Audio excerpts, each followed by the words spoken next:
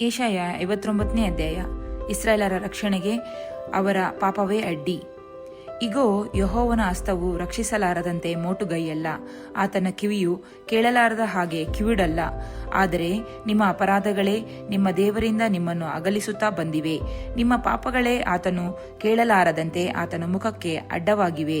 ನಿಮ್ಮ ಕೈಗಳು ರಕ್ತದಿಂದ ಹೊಲಸಾಗಿವೆ, ನಿಮ್ಮ ಬೆರಳುಗಳು ಅಪರಾಧದಿಂದ ಅಶುದ್ಧವಾಗಿವೆ. ನಿಮ್ಮ ತುಟಿಗಳು ಸುಳ್ಳಾಡುತ್ತವೆ, ನಿಮ್ಮ ನಾಲಿಗೆಯು ಕೆಡುಕನ್ನು ನುಡಿಯುತ್ತದೆ. ಇವರಲ್ಲಿ ಯಾರೂ ನ್ಯಾಯವಾಗಿ ನ್ಯಾಯಸ್ಥಾನಕ್ಕೆ ಹೋಗುವುದಿಲ್ಲ, ಯಾರೂ ಸತ್ಯವಾಗಿ ವಾದಿಸುವುದಿಲ್ಲ. ಇವರು ಶೂನ್ಯವಾಗಿರುವುದನ್ನು ನಂಬಿಕೊಂಡು ಅಬದ್ಧವನ್ನಾಡುತ್ತಾರೆ. ಹಿಂಸೆಯನ್ನು ಗರ್ಭಧರಿಸಿ ಶ್ರಮೆಯನ್ನು ಹೆರುತ್ತಾರೆ. ಹಾವಿನಂತೆ ಕೇಡಿನ ಮೊಟ್ಟೆಗಳನ್ನು ಮರಿಮಾಡುತ್ತಾರೆ. ಜಾಡರ ಹುಳದಂತೆ ಬಲೆಯನ್ನು ನೇಯುತ್ತಾರೆ. ಆ ಮೊಟ್ಟೆಗಳನ್ನು ತಿನ್ನುವವನಿಗೆ ಮರಣವಾಗುವುದು, ಒಡೆದು ಬಿಡುವವನಿಗೆ ವಿಷದ ಮರಿ ಹೊರಡುವುದು. ಇವರ ಬಲೆಯ ದಾರವು ಬಟ್ಟೆಯಾಗದು, ಇವರು ನೇಯ್ದದ್ದು ಹೊದಿಕೆಯಾಗದು. ಇವರ ಕಾರ್ಯಗಳು ಅಧರ್ಮ ಕಾರ್ಯಗಳು, ಇವರ ಕೈಯಲ್ಲಿ ಬಲಾತ್ಕಾರವೇ.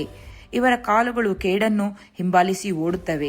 ಇವರು ನಿರಪರಾಧಿಯ ರಕ್ತವನ್ನು ಸುರಿಸಲು ಆತುರಪಡುತ್ತಾರೆ. ಇವರ ಯೋಚನೆಗಳು ಅಧರ್ಮದ ಯೋಚನೆಗಳೇ. ಇವರು ಹೋದ ದಾರಿಗಳಲ್ಲಿ ಭಂಗವೂ ನಾಶನವೂ ಉಂಟಾಗುತ್ತವೆ. ಇವರು ಸಮಾಧಾನದ ಮಾರ್ಗವನ್ನೇ ಅರಿಯರು.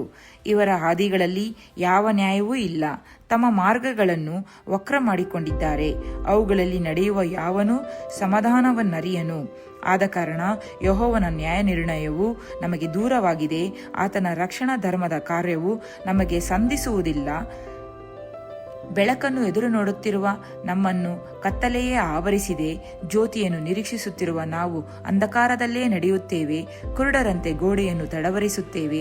ಹೌದು, ಕಣ್ಣಿಲ್ಲದವರ ಹಾಗೆ ತಡವಾಡುತ್ತೇವೆ. ಮಧ್ಯಾಹ್ನದಲ್ಲಿ ಸಂಜೆಯಂತೆ ಎಡುತ್ತೇವೆ. ಪುಷ್ಟರ ನಡುವೆ ಸತ್ತವರ ಹಾಗಿದ್ದೇವೆ. ನಾವೆಲ್ಲರೂ ಕರಡಿಗಳಂತೆ ಗುರುಗುಟ್ಟುತ್ತೇವೆ, ಪಾರಿವಾಳಗಳಂತೆ ಮುಲುಗುತ್ತಲೇ ಇದ್ದೇವೆ.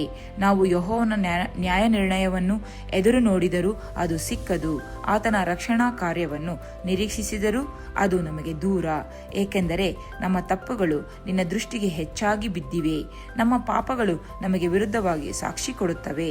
ನಮ್ಮ ತಪ್ಪುಗಳು ನಮ್ಮ ಸಂಗಡಲೇ ಇವೆ, ನಮ್ಮ ಅಪರಾಧಗಳನ್ನು ನಾವೇ ಬಲ್ಲೆವು. ಹೌದು, ಯೆಹೋವನಿಗೆ ತಪ್ಪಿ ನಡೆದು ಆತನನ್ನು ಅಲ್ಲಗಳೆದಿದ್ದೇವೆ.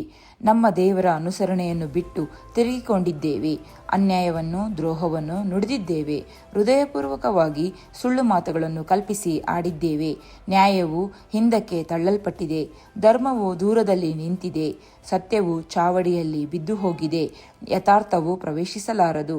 ಸತ್ಯವು ಇಲ್ಲವೇ ಇಲ್ಲ, ಕೇಡನ್ನು ಬಿಟ್ಟವನು ಸುರೆಯಾಗುತ್ತಾನೆ. ತನ್ನ ಜನರನ್ನು ರಕ್ಷಿಸಲು ಯೆಹೋವನು ಮುಂಗೊಂಡದ್ದು. ಯೆಹೋವನು ಇದನ್ನು ನೋಡಿ ನ್ಯಾಯವಿಲ್ಲವಲ್ಲ ಎಂದು ವ್ಯಸನಗೊಂಡನು. ಉದ್ಧಾರಕನಾದ ಯಾವ ಪುರುಷನೂ ಇಲ್ಲವೆಂದು ಕಂಡು ಸ್ತಬ್ಧನಾದನು. ಆಗ ಆತನ ಸ್ವಹಸ್ತವೇ ಆತನಿಗೆ ರಕ್ಷಣಾ ಸಾಧನವಾಯಿತು. ಆತನ ಧರ್ಮವೇ ಆತನಿಗೆ ಆಧಾರವಾಯಿತು. ಧರ್ಮವನ್ನು ವಜ್ರಕವಚವನ್ನಾಗಿ ತೊಟ್ಟು ರಕ್ಷಣೆ ಎಂಬ ಶಿರಸ್ತ್ರಾಣವನ್ನು ಧರಿಸಿಕೊಂಡನು. ರೋಷವೆಂಬ ವಸ್ತ್ರವನ್ನು ಉಡುಪು ಮಾಡಿಕೊಂಡು ಆಗ್ರಹವನ್ನು ನಿಲುವಂಗಿಯನ್ನಾಗಿ ಹಾಕಿಕೊಂಡನು. ತನ್ನ ವಿರೋಧಿಗಳಲ್ಲಿಟ್ಟ ಕ್ರೋಧವನ್ನು ಈಡೇರಿಸಿ ತನ್ನ ಶತ್ರುಗಳಿಗೆ ದಂಡನೆಯನ್ನು ವಿಧಿಸಿ ಅವರವರ ಕೃತ್ಯಗಳಿಗೆ ತಕ್ಕಂತೆ ಮುಯ್ತೀರಿಸುವನು. ಕರಾವಳಿಯವರಿಗೂ ಪ್ರತಿಕ್ರಿಯೆ ಮಾಡುವನು. ಹೀಗಿರಲು ಪಡುವಣವರು ಯೆಹೋವನ ನಾಮಕ್ಕೆ ಹೆದರುವರು. ಮೂಡಣವರು ಆತನ ಮಹಿಮೆಗೆ ಅಂಜುವರು. ಬಿರುಗಾಳಿಯಿಂದ ಹೊಡೆಯಲ್ಪಟ್ಟು ಇಕ್ಕಟ್ಟಿನಲ್ಲಿ ಹರಿಯುವ ತೊರೆಯ ಹಾಗೆ ಆತನು ರಭಸದಿಂದ ಬರುವನಷ್ಟೇ. ಆದರೆ ಚಿಯೋನಿಗೂ ದ್ರೋಹವನ್ನು ಬಿಟ್ಟುಬಿಟ್ಟ ಯಾಕೋಬ್ಯರ ಬಳಿಗೂ ವಿಮೋಚಕನಾಗಿ ಬರುವನು. ಯೆಹೋವನೇ ಇದನ್ನು ನುಡಿದಿದ್ದಾನೆ.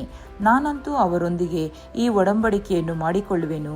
ನೋಡಿರಿ, ನಿಮ್ಮಲ್ಲಿ ಆವೇಶಿಸಿರುವ ನನ್ನ ಆತ್ಮವು, ನಿಮ್ಮ ಬಾಯಿಗೆ ನಾನು ಕೊಟ್ಟಿರುವ ಮಾತುಗಳು ನಿಮ್ಮ ಬಾಯಿಂದಾಗಲಿ, ನಿಮ್ಮ ಸಂತತಿಯ ಬಾಯಿಂದಾಗಲಿ, ನಿಮ್ಮ ಸಂತತಿಯ ಸಂತಾನದ ಬಾಯಿಂದಾಗಲಿ ಎಂದಿನಿಂದ ಎಂದಿಗೂ ತೊಲಗುವುದಿಲ್ಲ ಎಂದು ಯೆಹೋವನು ಅನ್ನುತ್ತಾನೆ.